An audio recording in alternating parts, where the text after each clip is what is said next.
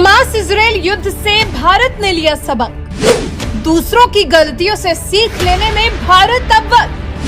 भारत ने अपने देश में कई नियमों को दिया बदल। हमास और इजराइल के बीच युद्ध में भले ही भारत इजराइल के साथ खड़ा हो, लेकिन इस युद्ध से भारत ने बहुत कुछ सीख लिया है। भारत ने ऐसी परिस्थिति का सामना करने के लिए जैसे खुद को तैयार कर लिया है। बहुत से ऐसे नियमों को भारत सरकार ने अपने देश में अप्लाई करना शुरू कर दिया है, जिससे इजराइल जैसी स्थिति भारत में होने से रोका जा सके। कौन से है वो नियम, कौन से वो बदलाव है जो इजराइल हमास युद्ध से सीख लेकर भारत ने खुद पर अप्लाई किया है, देखिए हमारे इस खास रिपोर्ट में।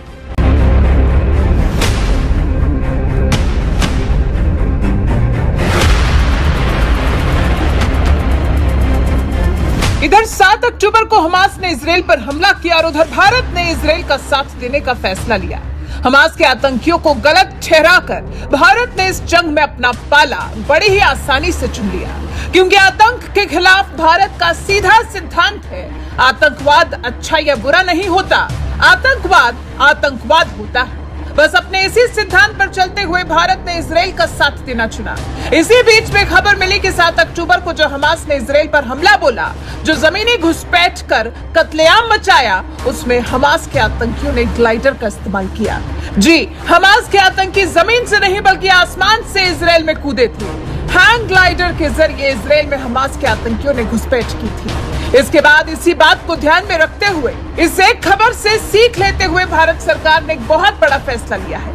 भारत सरकार की तरफ से हैंग ग्लाइडर ऑपरेशन के नियमों को सख्त कर दिया गया है। डीजीसीए ने 16 अक्टूबर को हैंग ग्लाइडर संबंधी नियमों में संशोधन किया है, जिसके तहत अब कोई भी व्यक्ति डीजीसीए से मान्यता प्राप्त परीक्षक प्रशिक्षक से परमिशन मिले बिना ग्लाइडर नहीं उड़ा सकता। चलिए ग्राफिकली समझते हैं इस फैसले को।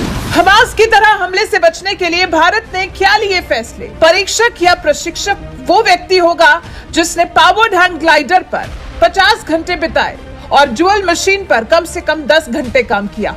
इस तरह के परीक्षक या प्रशिक्षक दूसरे व्यक्तियों की जांच करेंगे और उन्हें उड़ान भरने की स्वीकृति देंगे। डीजीसीए चीफ विक्रमदेव दत्त की तरफ से हैंग ग्लाइडर को बनाने, पंजीकरण और ऑपरेशन के लिए जारी संशोधित नियमों में कहा गया है कि कोई भी व्यक्ति पावर्ड हैंग ग्लाइडर तब तक नहीं उड़ाएगा जब तक वो 25 घंटे के उड़ान अनुभव वाला कमर्शियल लाइसेंसधारी पायलट हो या पावर्ड हैंग ग्लाइडर पर 50 घंटे की उड़ान के साथ उसे मान्यता मिली हो।